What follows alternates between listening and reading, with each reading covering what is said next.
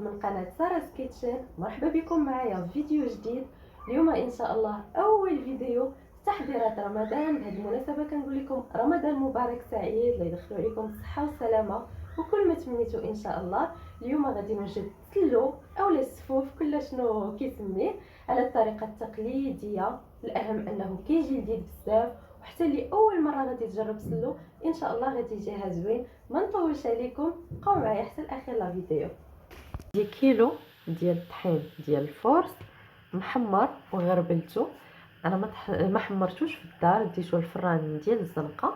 بالنسبه اللي غيبغي يحمرو في الدار كتاخدوا الكوكوط تكون كبيره، وشحال ما كانت الكميه يعني ديال الطحين عندكم كتقسموها على نص كيلو نص كيلو، وكتبقاو تحمروا بشويه بشويه حتى كياخذ هذا اللون الذهبي بحال هكا.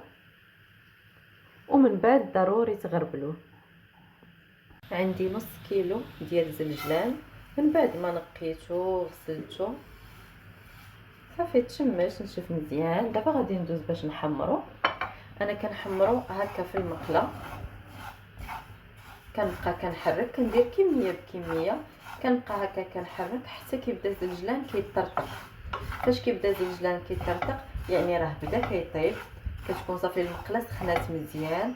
كنطفي عليه البوطه وكنبقى كنحرك فيه حتى كيتحمر على راحته بلا ما كيتحرق. هذه هي طريقتي اللي كندير. بغيتو تدخلوه للفران من الاحسن حتى تكونوا مطيبين شي حاجه في الفران، خوج ولا اي حاجه، المهم يكون الفران سخون مزيان. طفيو عليه العافيه وعاد تدخلوا الزلجلان يتحمر. ولكن خاصكم تعودوها واحد 2 مرات اولا 3، يعني فيما تكونوا مطيبين شي حاجه طفيو الفران دخلوا الزلجلان واحد المده ديال 3 المرات، عاد صافي يعني كيتحمر. انا كتجيني هذه هي اسهل طريقه، يعني هكا كميه بكميه دغيا. وديروا يعني اللي بانت لكم نتوما سهله، حيت الزلجلان ما كيبغيش يتحمر يعني اكثر من القياس. فاش كيطحن الا كان محمر بزاف، فاش كيطحن كيعطي واحد المذاق مر وما كيجيش نهائيا سلو زوين. عندي 2 معالق كبار ما عمرينش من النافع. انا كندير 2 الانواع ديال النافع، ديروا غير شكل واحد الا بغيتو. وعندي نص معلقه كبيره من حبه حلاوه. كتكون المقله سخونه، كنحطهم هكا غير كنحركهم واحد شويه، يعني ما خصهمش يتحرقوا اولا يتحمروا بزاف نهائيا. كنخلطهم هكا في مره واحده باش كنطحنهم. المقله سخونه، غادي نطفي البوطه صافي هكا وغادي نخليهم حتى تبرد المقله. صافي كيكونوا تحمروا، من بعد كندوز نطحنهم.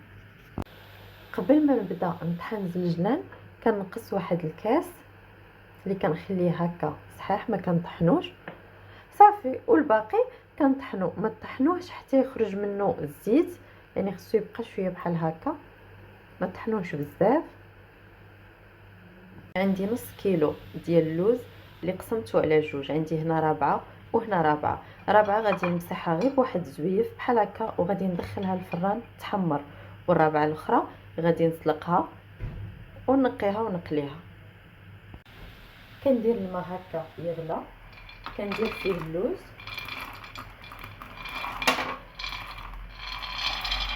كنخليه لمده ديال 2 دقائق، يعني غير كطلع فيه ديك الغليه صافي كنطفي عليه البوطه، كنخليه واحد 10 دقائق في الماء، ومن بعد كنصفيه نقيه وكنخليه ينشف. ديروه في شي زويف وخليوه ينشف على راحته.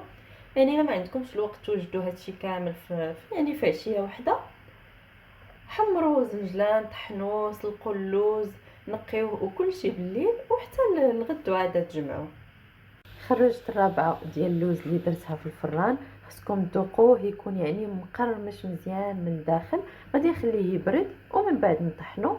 في هذا الوقت انا كنقي في الرابعه الاخرى اللي سلقت، غادي نقيها نخليها تنشف من الماء وعاد ندوز نقليه. الزيت تكون بارده ما نسخناش من قبل. نقلي الكميه الاخرى ديال اللوز.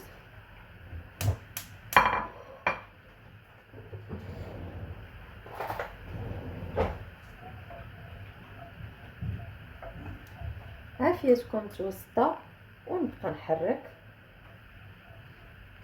صافي حتى يتحمر، غير يبدا ياخذ هذاك اللون الذهبي نطفيو عليه، ما تخليوش حتى يتحمر وسط الزيت حيت فاش كيبرد كيتبدل ليه اللون. صافي من بعد ما اللوز خدا هذا اللون الذهبي غادي نحيدوه نخليه ينشف شويه من الزيت ويبرد، والزيت غادي نخليه يبرد وغادي نصفيه حيت غادي نحتاجو.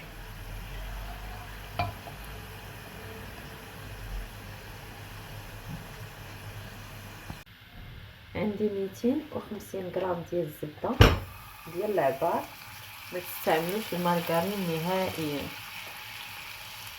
غادي نخليها تذوب حتى تولي ليا على شكل بيغ نوازيت، يولي اللون ديالها بحال اللون ديال الكراميل باش كتنشف من هذاك الماء. كيف ما كتشوفوا هي الزبده دابا ذابت، وهذا الشيء الفوق كامل خصو يتحيد،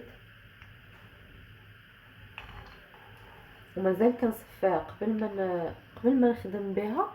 غادي نصفيها، شوفوا معايا هنا الزبده مازال كتبان لكم صفراء، خاص تبدا اللون ديالها يبان بحال اللون ديال الكراميل، ولكن ما تحرقش عاوتاني باش ما تعطيش مذاق خايب. صافي دابا مازال خاصها شويه، غادي نحيد هادشي صافي وكنخليها كتبقى تنشف مزيان من الماء باش كتجي زوينه. صافي من بعد ما ذوبت الزبده على طريقه بيغ نوازيت، غادي ناخذ قياس ديال زلافه صغيره ديال الزيت اللي قليت فيه اللوز. انا استعملت زيت ديال ويلوغ حيت واخا يبقى سلو مده طويله، يعني بالتجربه ما كيعطيش ريحه ما حتى شي حاجه، كيبقى سلو مزيان.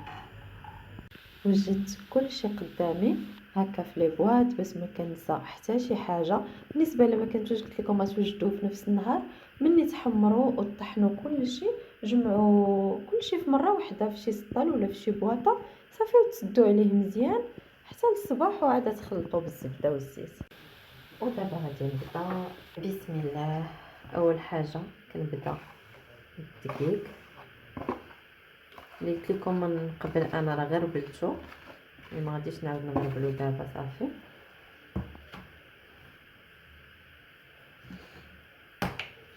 كندير واحد الرشيشه ديال الملح،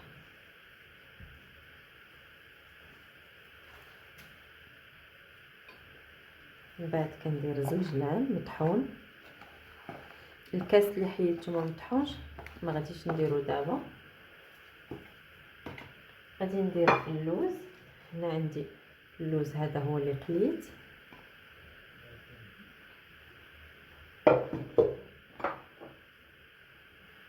وهذا اللوز اللي درتو في الفران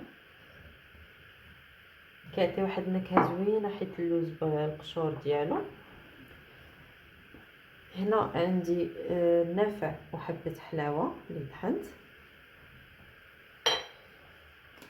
عندي معلقه كبيره ديال القرفه، وعندي واحد 4 الحبيبات ديال المسكه حره اللي طحنتهم مع شويه ديال السنيده.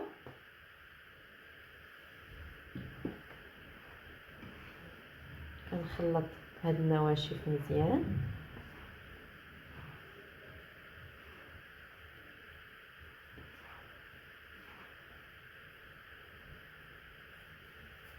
بالنسبه للسكر كلاصي انا غادي ندير 250 غرام. يعني بالنسبه للسكر كتبقى الكميه نتوما واش بغيتو يكون حلو بزاف ولا لا.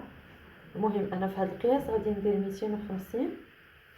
عندي في هذه الباكيه هنا غير 200 غرام، غادي نديرها ونزيد واحده اخرى ناخذ منها. وانا فاش كنخلط وكنسالي يعني ضروري كندوق كنشوف الا مازال ناقص شويه السكر كنزيد.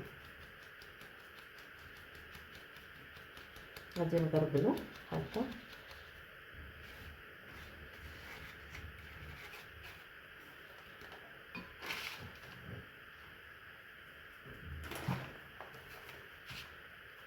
غادي نزيد باش نكمل 250.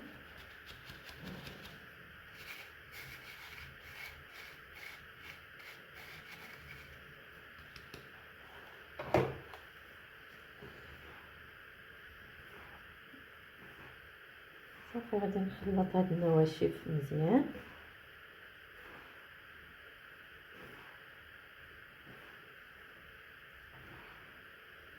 بالنسبه اللي ما بغاش يدير الزيت اللي قليت فيه اللوز، اللي ما بغاش يديروا ويعوضوا بالزيت البلديه ممكن تعوضوه.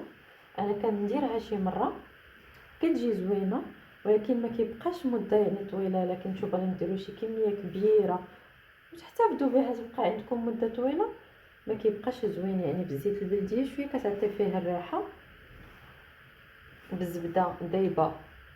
وهاد الطريقه يعني اللي كنقلي الزيت ديال الويلو، كنقليه صافي كنصفيه، يعني ما تبقاش طايحه فيه شي حاجه ديال اللوز،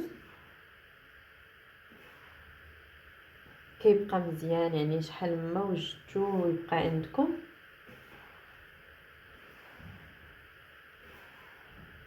صافي من بعد ما خلطت هاد النواشف مزيان، دابا عاد غادي ندوز باش ناخد الزبده والزيت. غادي ندوزهم هكا في الصفايه، عاد نبدا نخلط.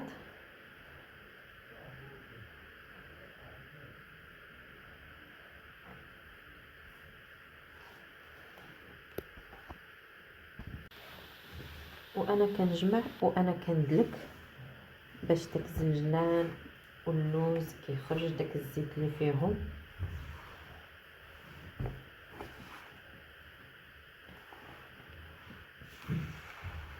بحال هكا كنبقى نخلط من تحت للفوق. ديروا هكا قصعه ولا في شي بانيو كبير، المهم انه خصو يدلك مزيان.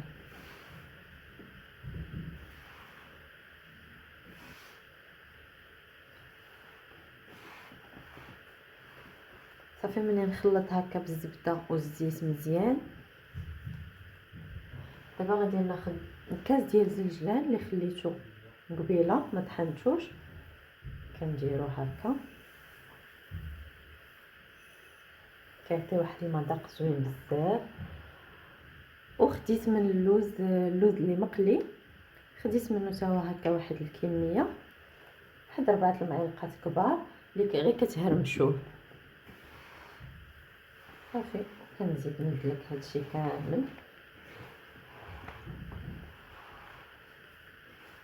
بطبيعه الحال كيف ديما كنقول لكم الا بغيتو ديروا يعني كميه اكثر ضاعفوا هاد المكونات، راه كيجي لذيذ. يعني في كيلو ديال الطحين درت نص كيلو ديال الزنجلان ونص كيلو ديال اللوز، يعني راه كافي. كيجي المذاق باين ديال اللوز ديال الزنجلان. صافي كيف ما كتشوفوا غادي نبقى هكا كندلك فيه حتى يتجمع ليا مزيان. هذا هو الشكل النهائي. كنتمنى تكون عجباتكم لا فيديو. ما تنساوش تخليو ليا جيم، تابوناو لاشين وتضغطوا على الجرس باش يوصلكم الجديد. وكنتمنى اللي جربات تسلو على هذه الطريقه تخلي لي لي كومونتير. كيف ما كتشوفوا راه كيجي معلك وكيجي لذيذ بزاف. السلام عليكم، نتلاقاو في فيديو مقبل ان شاء الله.